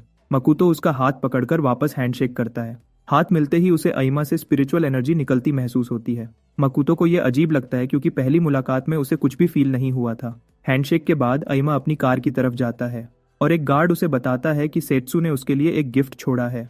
आइमा यह सुनकर खुश हो जाता है, जल्दी से बॉक्स खोलता है और अंदर ओरिगामी बटरफ्लाई देखता है, जिससे वह कंफ्यूज्ड हो जाता है। इसका मतलब समझ न पाने पर वह उसे फेक आइमा की तरफ फेंक देता है और वार्न करता है कि बिना इजाजत के न खोले। मकुतो से मुलाकात को याद करके आइमा अभी भी उसे वही कमजोर कचरा समझता है। फिर वह स्पिरिट लिक्विड रिंग को दोबारा घुमाता है और नाना और मकुतो पर जंग का ऐलान करता है। रिंग से एनर्जी चमकने लगती है, जो उसे मकुतो की बिल्कुल सेम शक्ल दे देता है। वह बुरी तरह मुस्कुराता है और कहता है कि सेत्सु का इस्तेमाल करके मकुतो और नाना को तबाह कर देगा। फेक आइमा डर के मारे कांप जाता है और उनमें से किसी को यह भी नहीं पता कि ओरिगामी चमक रही है। एक ऊंची बिल्डिंग के ऊपर मकुतो अपने हाथ में चमकती हुई ओरिगामी बटरफ्लाई की कॉपी दिखाता है। वह खुशी से मुस्कुराता है और वादा करता है कि जल्दी ही आइमा से फिर मिलेगा। पता चलता है कि वह बटरफ्लाई ओरिगामी असल में ट्रैकिंग टैलिस्मैन है और अभी मकुतो उसे आइमा की लोकेशन ट्रैक करने के लिए यूज कर रहा है। टैलिस्मैन एक बिल्डिंग के बाहर रुक जाता है, मतलब टारगेट मिल गया, जो कंफर्म करता है कि यह बिल्डिंग आइमा फैमिली की ही है। वह तुरंत नीचे कूद जाता है अपने प्लान्स को अंजाम देने के लिए। कहीं और हर्बल गार्डन में नाना चुपके से कई स्पिरिचुअल प्लांट्स को देख रही होती है। वह 2 प्लांट्स पर फोकस करती है जो काफी हद तक फसल के लिए तैयार हैं। उन्हें 3 महीने बाद कल्टीवेटर्स टूर्नामेंट में बेचने का प्लान है। अचानक उसे पास में अजीब सी चीज महसूस होती है। एक मंक उसके पीछे आता है और बताता है कि नाना पहले 100 हर्ब सेक्ट की जीनियस थी। बदकिस्मती से पुराने जख्मों से उसकी कल्टीवेशन तबाह हो गई थी। वह उसकी तारीफ करता है कि इतने में भी स्पिरिचुअल एनर्जी फील कर लेती है। उसके शब्दों से नाना समझ जाती है कि यह कल्टीवेटर है। उसने रूम में एक से ज्यादा प्रेजेंस फील की है, मतलब अगर एक से ज्यादा ओपोनेंट्स हुए तो भागना मुश्किल होगा। उसकी इंटेंशन फील करके दूसरा मंक पूछता है कि भागने का क्यों सोच रही है। वह यकीन दिलाता है कि अगर रेजिस्ट किया तो बिना नुकसान के जाने नहीं देंगे। उनसे धीरे धीरे बात करके उनका मकसद जानने की कोशिश में नाना आगे एक बड़े पेड़ की तरफ बढ़ती है। एक मंक कहता है कि बिना रेजिस्ट किए उनके साथ चलो। दूसरा ऐड करता है कि सीधा हाथ पैर तोड़ देना ज्यादा आसान होगा। जब नाना पेड़ तक पहुंचती है, वह पेड़ की जड़ों में उगने वाली एक पर्पल हर्ब को एक्टिवेट करती है, जिसे ओवरलॉर्ड फ्लावर कहते हैं। जल्दी ही पौधे से जहरीली गैस निकलती है और पूरे इलाके में फैल जाती है। भिक्षु लोग सांस लेने में मुश्किल महसूस करते हैं, लेकिन नाना ने पहले से ही अपने मुंह में ग्रीन हार्ट ग्रास डाल रखी है, जो जहर को खत्म करती है। यह जहर इतना ताकतवर है कि एक हाथी को भी बेहोश कर सकता है, इसलिए वह प्लान बनाती है कि दोनों गंजे लोग बिजी होने के दौरान वह वहां से भाग जाएगी।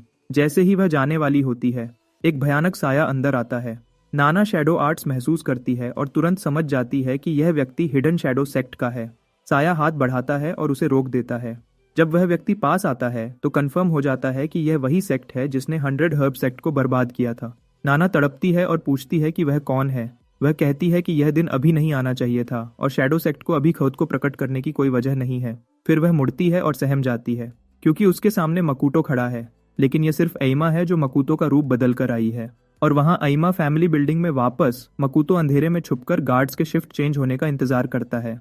वह लोग खाने के बारे में बहस करते हैं और मजाक करते हैं कि अंदर आइमा शायद कोई महंगा खाना एंजॉय कर रहा होगा। जैसे ही वह जाते हैं, मकूटो क्लाउड शैडो स्टेप यूज करके दिखता है। वह ट्रैकिंग टैलिस्मैन एक्टिवेट करता है ताकि कंफर्म कर सके कि वह आइमा के कमरे तक पहुंच गया है।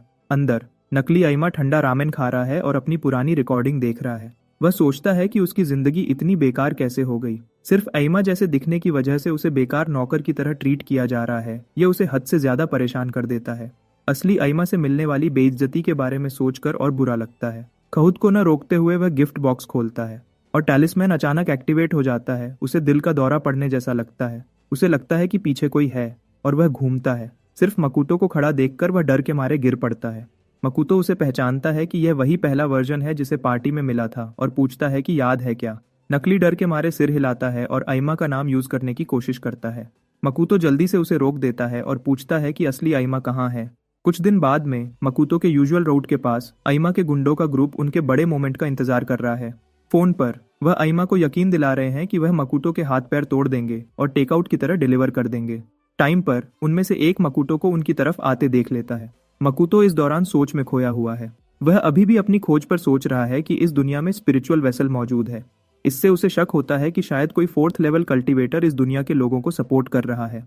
असल में स्पिरिचुअल वेसल एक खास चीज है जिसको बनाते वक्त स्पिरिचुअल एनर्जी डाली जाती है, जिससे उसे खास पावर मिलती है। जितनी स्ट्रॉन्ग स्पिरिचुअल एनर्जी निर्माण के दौरान यूज की जाए, उतनी ही हाई क्वालिटी वेसल बनता है। लेकिन ऐसे हथियार सिर्फ 4th स्टेज कल्टीवेटर्स ही बना सकते हैं। मकूतो को लगता है कि इस दुनिया में स्पिरिचुअल हथियार बनाना नामुमकिन है क्योंकि यहाँ स्पिरिचुअल एनर्जी बहुत कमजोर है। लेकिन अब उसे वजह मिल गई है यकीन करने की कि आइमा फैमिली के पास शायद अपना निजी स्पिरिचुअल स्प्रिंग है। मकूतो फैसला करता है कि ryuta जाने से पहले आइमा के साथ अपना झगड़ा निपटाएगा ताकि स्पिरिचुअल स्प्रिंग ढूंढ सके।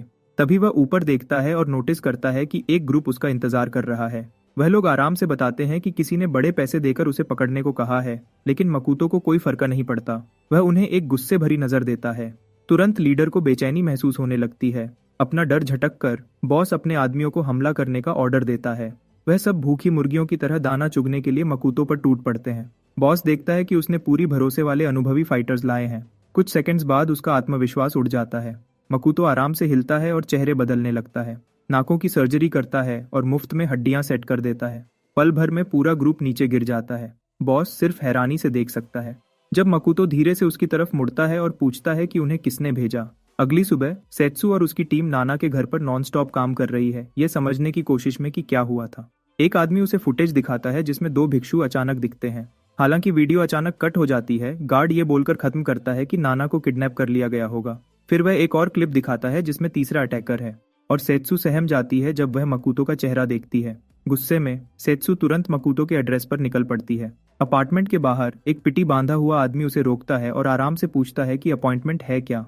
वह उसे इग्नोर करती है और मकूतो से मिलने को कहती है। जख्मी आदमी चुपचाप उसे अंदर ले जाता है। सेत्सु पीछे पीछे जाते हुए नोटिस करती है कि काफी रफ दिखने वाले आदमी बाघ का ख्याल रख रहे हैं।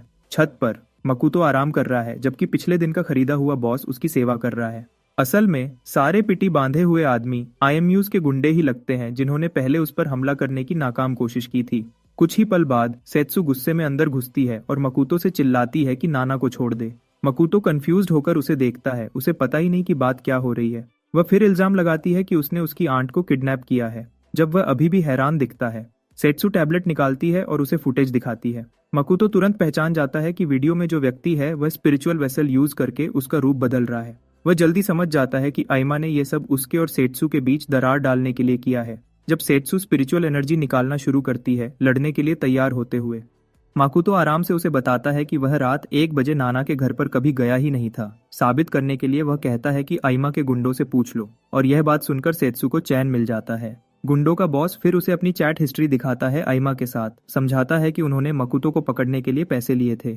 आखिरकार यकीन हो जाने पर सेत्सु पूछती है कि फुटेज का क्या करेंगे। मकूतो जवाब देता है एक वीडियो दिखाकर जो उसने पहले रिकॉर्ड की थी नकली आइमा की। वह यह सब आइमा की चालों का प्रूफ रखने के लिए किया था। सेत्सु वीडियो देखती है जिसमें यासुहिरो कन्फेस करता है कि वह लॉर्ड आइमा का हमशक्ल बन रहा था। वह बताता है कि आमतौर पर वह सिर्फ गार्ड है, लेकिन पहले पार्टी में वह आइमा बनकर गया था। यासुहिरो खोलकर बताता है कि लॉर्ड आइमा एक रिंग यूज करता है जिससे किसी का भी रूप बदला जा सकता है। यह सुनकर सेत्सु पूरी तरह शॉक हो जाती है। मकूतो फिर उसे स्पिरिचुअल वेसल्स का पूरा कॉन्सेप्ट समझाता है। वह और बताता है कि आइमा का प्लान है कि सेत्सु नाना के किडनैपिंग के शक में उसे खत्म कर दे।